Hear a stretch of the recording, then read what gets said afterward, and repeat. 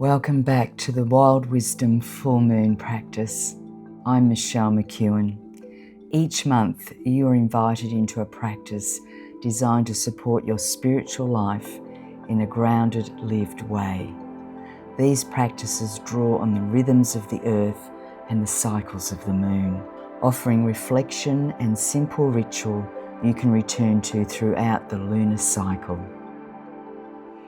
Our practice this month is Spiritual Wayfinding, moving with the language of the world.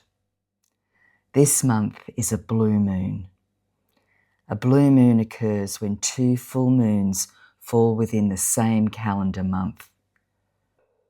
A rare threshold moment traditionally associated with second chances, turning points and new ways of seeing, a blue moon offers us an opportunity to pause, expand our awareness, and view our lives from a wider perspective.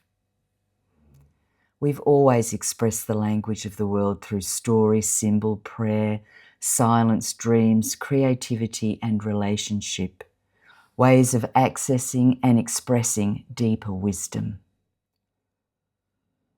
Through these forms of expression, we have found ways to navigate uncertainty, remember our place within the greater web of life, and find our way through times of change and challenge.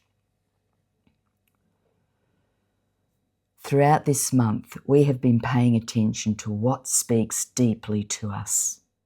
A dream stays with us, a possibility continues to draw us forward, an idea returns again and again. Something captures our imagination or stirs a sense of aliveness within us. Often we recognise the significance of these moments before we even fully understand them. Part of spiritual wayfinding is learning to pay attention to what continues to call to us and recognising the deeper patterns emerging through our lives. This blue moon offers us a breathing space, a moment to pause and look back with the gift of hindsight, expand our awareness, deepen our understanding, and see with fresh eyes what might have been taking shape within our lives all along. It offers us an opportunity to recognise more clearly the wisdom emerging through our experiences, the strengths we've developed, and what continues to call us. Many years ago, I had a vision and shared it with my husband, Vim. I'm taking a pilgrimage to Ireland. He said, "Oh, great," and probably didn't think more about it. Not long afterwards, I travelled away for work, teaching and offering healing sessions. As I spoke with people, I found myself talking about Ireland and the possibility of pilgrimage. One by one, people expressed interest. When I came home, I sat down with Vim and shared what had happened. Here's a list of interested people who might join us later in the year. He looked at me and said, "Who's going to cook? Who is going to drive?" I looked at him and smiled. The penny dropped. Him, of course. Years earlier, while I was waiting for Vim to move to Australia after we'd met in Scotland, I had a vivid dream of him cooking and us serving beautiful food at our retreats. At that stage, I'd never even thought about pilgrimages.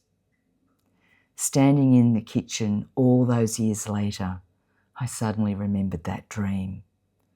The people in a beautiful, wild, storied landscape, a treasured historic building on windswept cliffs overlooking the sea, the cook, the driver, the mysteries and inner journeys, all pieces coming together, part of the same story. Confidence grows through action, through trusting what feels alive and taking the next step. We can't always see the destination. We may have an inspiration that comes as a deep feeling and aliveness that compels us to act. The The pathway unfolds as we take each step toward that distant horizon. The language of the world is always speaking through dreams and desires, beauty and relationship, intuition, prayer, synchronicity, and the magical signs we encounter along the way. Our practice is not only to receive these moments, but to participate with them, to follow the knowing, to answer what is calling us, to take the next step. And now the practice. If possible, go outside beneath the light of the full moon.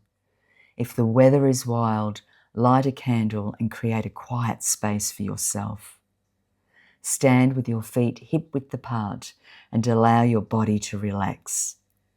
Take a few slow breaths. Look towards the horizon, or if you're indoors, imagine a distant horizon stretching before you. Allow your gaze to soften. Bring to mind something that is calling you in this moment.